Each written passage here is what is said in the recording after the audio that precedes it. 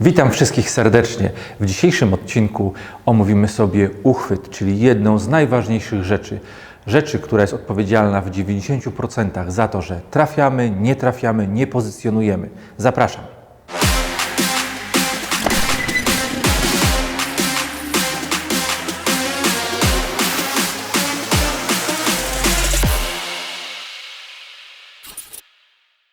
Uchwyt.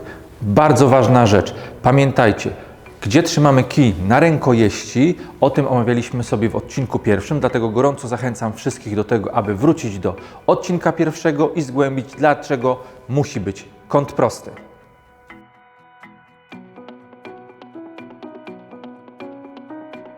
Jeżeli nie wbijacie, jeżeli macie problem z nadawaniem rotacji, jeżeli macie problem z pozycjonowaniem, w 90%, to podkreślę jeszcze raz, odpowiedzialny jest uchwyt, ponieważ zbyt ciasno trzymany, zbyt szarpnięty, zbyt bardzo wygięty w którąś ze stron powoduje, że mamy cały czas problem z wyprowadzeniem kija prostolinijnie, a jak pamiętacie, właśnie tylko to zapewnia nam idealne trafianie w środek białej, w ten punkt nabiary, w który chcemy trafić.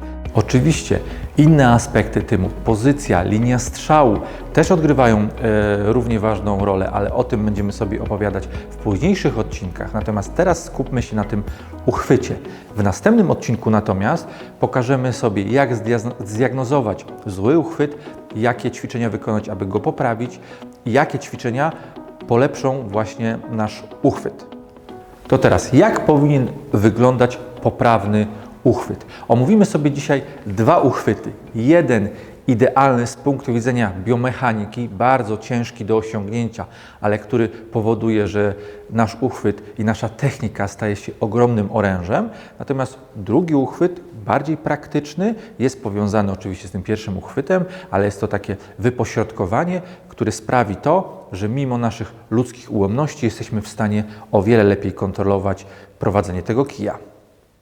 Teraz pokażę Wam parę uchwytów, które są niepożądane.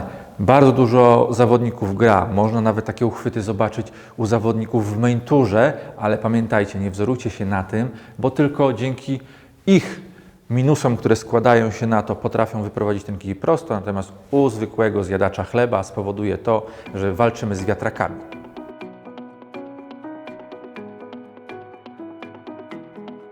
Oczywiście niepoprawnych uchwytów mamy tysiące i ich wariacji, w zależności od tego, ile osób trzyma kij, ile osób stara się grać w snookera. Mamy bardzo dużo wygiętych nadgarstków, otwartych, półotwartych, ale skupmy się teraz na tym idealnym, który z punktu widzenia biomechaniki ułatwi nam o wiele bardziej wyprowadzenie kija prostolinijnie. Uchwyt nie może być za ciasny, nie możemy tego kija trzymać za lekko, tak żeby nam nie wypadł. Trzymamy go w ten sposób, że wszystkie palce dotykają do kija. Oczko stanowi fundament uchwytu. Ono trzyma nasz kij w około 80–70%. Następnie procentowo każdy następny palec odpowiednią ilość siły proporcjonalnie mniej. Czyli jeżeli tu mamy 70%, to ten będzie miał troszeczkę mniej, czyli powiedzmy 15, 10 i w zależności od tego, jak ten uchwyt będziemy trzymać, żeby na końcu była najmniejsza na tym paluszku przyłożona siła. Nie możemy kija trzymać kurczowo, bo jeżeli będziemy trzymać kij kurczowo, to tak jak rąbiemy drewno, jeżeli ktoś miał taką możliwość, to jeżeli trzyma za mocno, uderzy, to aż idzie mu w zęby. I jeżeli będziemy trzymać za mocno, to będziemy mieli ogromny problem z nadaniem jakiejkolwiek rotacji, bo wszystkie zagrania będą mega twarde, będziemy robić przesunięcia, nie będziemy potrafili zagrać płynnie, miękko, przez co za chwilę będziemy dodawać element barku, opuszczać, element kajakarski i to się oczywiście będzie przekładało na niewbijanie bil. Jeżeli będziemy trzymać kij za lekko, kij nam będzie wypadał, to również będziemy mieli problem z nadaniem rotacji, z przekazaniem siły. Jaki uchwyt ma być ten na oczku? Najlepiej złapać kij oczkiem i trzymać go minimalnie mocniej, tak aby kij nam się nie osuwał w dół. Czyli łapiemy i dokładamy troszeczkę siły i kij w tym momencie jest odpowiedni, że jeżeli mocniej pociągnę, to ten kij się przesunie, ale grawitacja nie spowoduje, że on zleci w dół i dokładamy następne palce. Jeżeli już mamy ten uchwyt opanowany w kwestii siły, to teraz bardzo ważna zależność. Jeżeli zagrywamy lekkie zagranie, czyli delikatny strzał, znowu odnośnik do odcinka, jeżeli chodzi o dobór siły, dla kwestii przypomnienia. Jeżeli króciutko chcę zagrać lekko, to wtedy delikatnie odciągam kij i wtedy, moi drodzy, kij tutaj odciągając delikatnie, ręka się bardzo, ten uchwyt się nie otwiera. Jeżeli chcę zagrać bardzo mocny strzał, to wtedy palce muszą popuścić i kij musi pójść swobodnie do tyłu. Nie robimy czegoś takiego, że kurczowo trzymamy kij i tylko się rusza tu nadgarstek. Zobaczcie, to jest dodatkowy element ruchomy i tak naprawdę taki sposób ruszania kijem usztywnia bardzo uchwyt. Znowu to się przekłada na twardość zagrania. Dlatego kij musi swobodnie pójść do tyłu.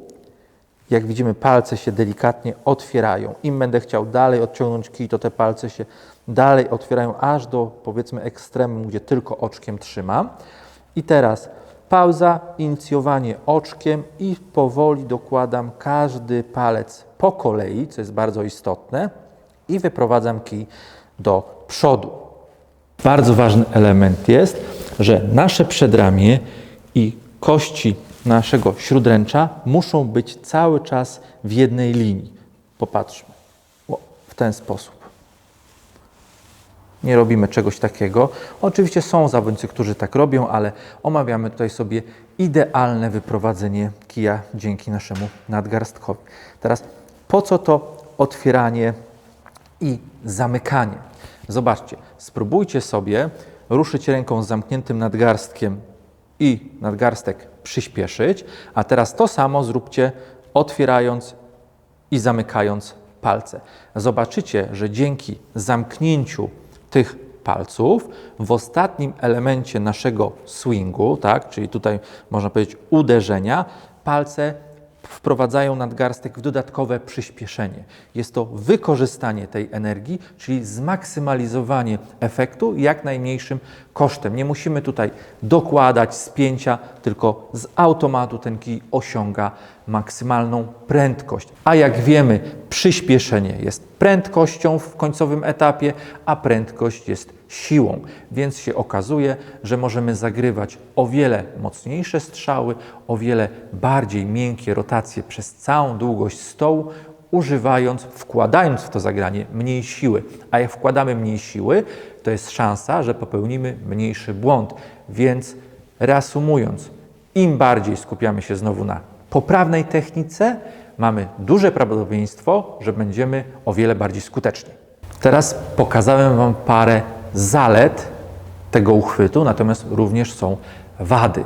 Jedną z wad jest to, że jak odciągamy kij do tyłu i za bardzo otworzymy ten nadgarstek, czyli te palce, to musimy zainicjować ruch oczkiem, co pozytywnie wpływa na miękkość, ale palce, które się będą zamykały na rękojeści, bardzo często mimo naszej woli uderzą w ten kij, spowodując, że kij zostanie wprowadzony w ruch wężowaty.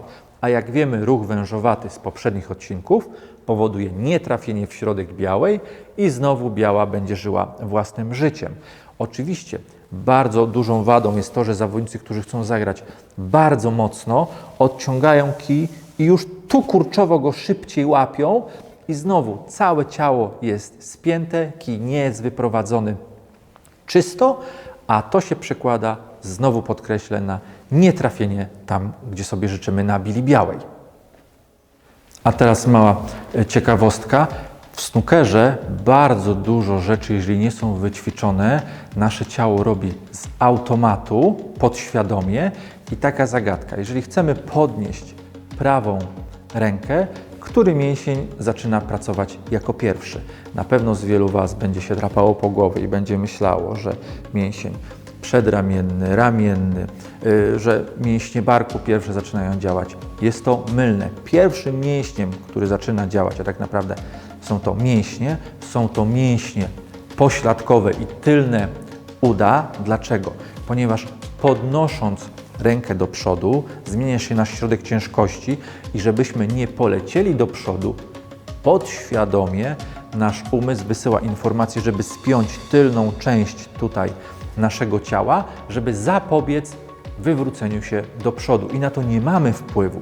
Dlatego też, przekładając to na uchwyt, zobaczcie, jeżeli ja nie nauczę się inicjować strzału oczkiem do samego końca, to ręka wie, że chce zagrać mocno, więc w momencie, kiedy wyprowadza kij, zaciska go kurczowo i po pierwsze, zaciśnięcie kurczowe znowu negatywny wpływ na wyprowadzenie kija, na przekazanie rotacji, a dodatkowo, co możecie zaobserwować, ręka wie nagle, że pewniejszy uchwyt jest przez te 3 palce i popuszcza oczko. I bardzo często możemy zobaczyć, że zawodnik zagrywa i w końcowym etapie otwiera to oczko. I znowu, jeżeli będziemy trzymać, to będzie fundament naszego uchwytu, a oczko będzie luźne, to spowoduje ciężkość w wyprowadzeniu kija, twardość, nie będzie rotacji takiej, jakiej sobie życzymy. Oczywiście Ronnie O'Sullivan ma taką technikę, że on zagrywa z otwartym oczkiem i wtedy mu się lepiej wbija, nie kontroluje białej, sam to mówi, ale mówię, nie wzorujmy się na zawodnikach, tylko na tym, co mówi teoria, ponieważ to pozwoli nam zbudować, powtórzę, fundament poprawnej techniki i na pewno ułatwi się to nam i przełoży w grze w snookera. To teraz uchwyt, który jest bardzo pomocny. Ja osobiście gram, jak i wielu zawodników. Jest to uchwyt pomiędzy tym idealnym książkowym, ramowym, a takim uchwytem, który powoduje nam pewność wyprowadzenia kija. Ten uchwyt bardzo pomaga w krótkiej grze i sami zobaczycie, jeżeli zaczniecie go stosować, że naprawdę Wasza skuteczność na krótkiej grze półdystansowej poprawi się w znaczącym stopniu. Uchwyt wygląda w ten sposób, że elementem wyjściowym jest tak jak trzymamy na naszym kiju i teraz przekręcamy kij do siebie o około 30 do 60 stopni. Jest to element końcowy naszego odciągnięcia do tyłu. Czyli teraz, jak mam, przekładam to w ten sposób i zobaczcie, i to jest element końcowy, czyli nie otwieram całkowicie palców, tylko kij teraz blokuje się na małym palcu i na tym naszym palcu. Uchwyt pierwszy, gdzie przy maksymalnym odciągnięciu otwieramy palce. I teraz ten uchwyt drugi, gdzie palce się otwierają i blokują o palec serdeczny i o mały na samym końcu naszego odciągnięcia. I wtedy jest kij zablokowany o ten palec, jak i również tutaj naciąga się skórka. Widzicie? Tu jest naciągnięcie skórka i ta skórka również pomaga w inicjowaniu strzału, bo jest jak gdyby naciągnięta proca i już nie musimy dodawać ekstra siły, tylko pozwalamy, żeby ta skórka zrobiła za nas pierwszy krok, a my tylko dokładamy proporcjonalnie później siłę. Zobaczcie, pierwsze odciągnięcie, które wpływa na to, że kij może chodzić na boki i uderzać w bok, a w ten sposób. Reasumując, jeżeli będziecie starać się grać tym uchwytem, gdzie otwieramy bardzo ładnie palce, możecie przez całą długość stołu wykonywać przepiękne, miękkie rotacje, ale pamiętajcie, jest o wiele trudniej wbijać, choć jeżeli zawodnik się nauczy tak wyprowadzać kij, będzie miał potężną przewagę, natomiast ten drugi uchwyt jest bardzo zbliżony i on bardzo, ale to powtórzę jeszcze raz, bardzo jest ważnym elementem w grze w snookera. Oczywiście musi być spełniony też inny warunek, czyli musi być kąt prosty, musimy mieć odpowiednią ilość miejsca tutaj przy klatce piersiowej, żeby ręka mogła zostać swobodnie wyprowadzona do przodu. To sobie będziemy omawiać w innych odcinkach, ale skupmy się na uchwycie, przetrenujcie najpierw uchwyt na linii samej, bez dodatkowych czerwonych, skupcie się na tym i później powoli wdrażajcie to do gry. Zapraszam Was bardzo do stołu snookerowego na trening.